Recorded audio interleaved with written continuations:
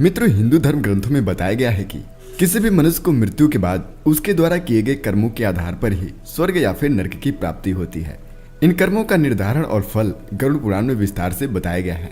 लेकिन मित्रों, क्या आप जानते हैं, इस गरुड़ पुराण में 7 ऐसे लक्षणों के बारे में बताया गया है जिससे यह पता चलता है कि कोई भी जीव अपने पूर्व जन्म के बाद नरक गया था या फिर नहीं। तो अगर आप जानना चाहते हैं उन लक्षणों के बारे में, तो आज की हमारी इस वीडियो को अंत तक जरूर देखिएगा। नमस्कार दोस्तों, स्वागत है आपका द स्पिरिचुअल इंस्पायर चैनल में। मित्रों, इस बारे में गरुड़ भगवान विष्णु से कहते हैं कि हे भगवान, जब आत्मा अपने किए हुए पाप कर्मों के आधार पर ही नरक की यातना भोग लेती है, तो फिर उसे अगले जन्म में किस रूप में जन्म लेना पड़ता है। इस प्रश्न का उत्तर देते हुए श्री हरि कहते हैं कि नरक में पाप कर्मों की सजा भोगने के बाद जब आत्मा के फिर से जन्म लेने का समय आता है, तब भी उसके कर्मों का प्रभाव रहता है और इसी के आधार पर उसे नया जन्म मिलता है। और ये है वो 7 लक्षण जिससे यह पता चलता है कि कोई भी व्यक्ति पिछले जन्म के बाद नरक गया था या नहीं। मित्रों, इनमें से पहला लक्षण बताता है कि ऐसे लोग जिन्होंने अपने पिछले मानव जीवन में ब्रह्म हत्या की हो, वो नरक की यातना भोगने के बाद अगले जन्म में क्षय रोगी बनता है। गौ हत्या करने वाला मूर्ख या फिर कुबड़ा, कन्या की हत्या करने वाला या गर्भपात करने और गर्भपात करवाने वाला दिल रोगी बनता है। इन सभी का जन्म एक चंडाल के रूप में होता है। दूसरा लक्षण यह है कि महिलाओं का शोषण करने वाला, किसी भी रूप में महिलाओं को यातना देने वाले को अगले जन्म में भयानक बीमारी का सामना करना पड़ता है और वो हमेशा पीड़ा में ही रहता है। अप्राकृतिक रूप से संबंध बनाने वाले अगले जन्म में नपुंसक और वहीं गुरु पत्नी के साथ संबंध बनाने वाले कुष्ठ रोगी पैदा होते हैं। गरुड़ पुराण के अनुसार तीसरे लक्षण के अनुसार मांस खाने वाले व्यक्ति को अगले जन्म में अंगों से संबंधित समस्या होती है। मदिरा या फिर शराब पीने वाले के दांत काले होते हैं और जीभ के स्वाद के चलते ना खाने वाली चीजों को खा लेने वाला अगले जन्म में जलोदरी बनता है। दूसरों का ध्यान किए बिना मीठा खाने वाले को गले से संबंधित रोग होते हैं और श्राद्ध के समय अशुद्ध दान देने वाले लोगों को कुष्ठ रोग भोगना पड़ता है। चौथा लक्षण, घमंड के चलते गुरु का अपमान या फिर निरादर करने वाले व्यक्ति को मिर्गी के दौरे पड़ते हैं। वेद शास्त्रों की निंदा करने वाला पांडु रोगी, झूठी गवाही देने वाला, जन्म से अंधा, गाय तथा ब्राह्मणों को लात मारने वाला लंगड़ा, झूठ बोलने वाला हकला और झूठी बातों में रुचि लेने वाला बाधिर पैदा होता है। वहीं मित्रों, झगड़ों में आग लगाने वाला खलवी होता है और मांस बेचने वाला दुर्भाग्यशाली। पांचवा लक्षण, रत्न चुराने वाले मनुष्य को अगले जन्म में मानसिक समस्याओं का सामना करना पड़ता है, तो वहीं स्वर्ण चुराने वाले को नाखून से संबंधित समस्या, अन्य धातुओं को चुराने वाला अगले जन्म में गरीब रहता है। अनाज की चोरी करने वाला चूहा बनता है, वहीं जल की चोरी करने वाला चातक और विष चुराने वाला बिच्छू बनता है।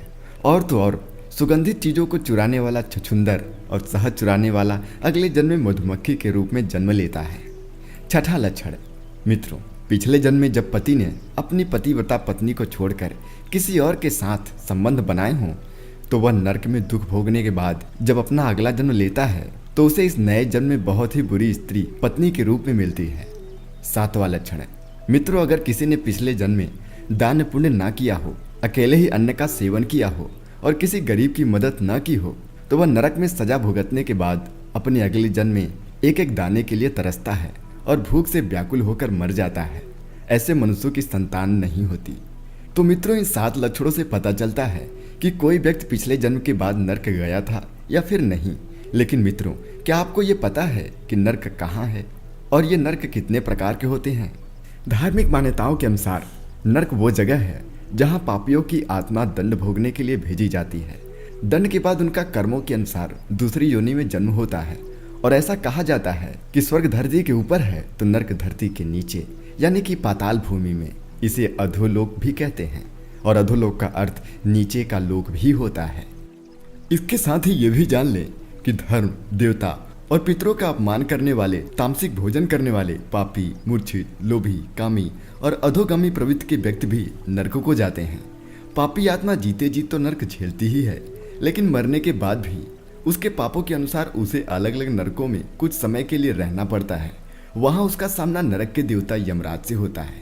और अगर नरकों के प्रकार की बात करें तो श्रीमद् भागवत गीता और मनुस्मृति के अनुसार नरकों के नाम हैं तामिस्त्र, अंधसित, रौरव, महारौरव, कुंभीपाक, कालसूत्र, आसिक पवन, सुकुरमुख, अंधकूप, मिभोजन, संदेश, तप्त सुरमी, बद्रकंटक, सलमणि, वैतरणी, पुयोत, प्राणारोध, विशासन, ललभच्छम, सर्मयादन, अविची, अयपान, छगधर्म, रथुंग भोजन, सुलप्रोध, दंदसूक, अवनियोधन, पर्यावर्तन, सूचिमुख।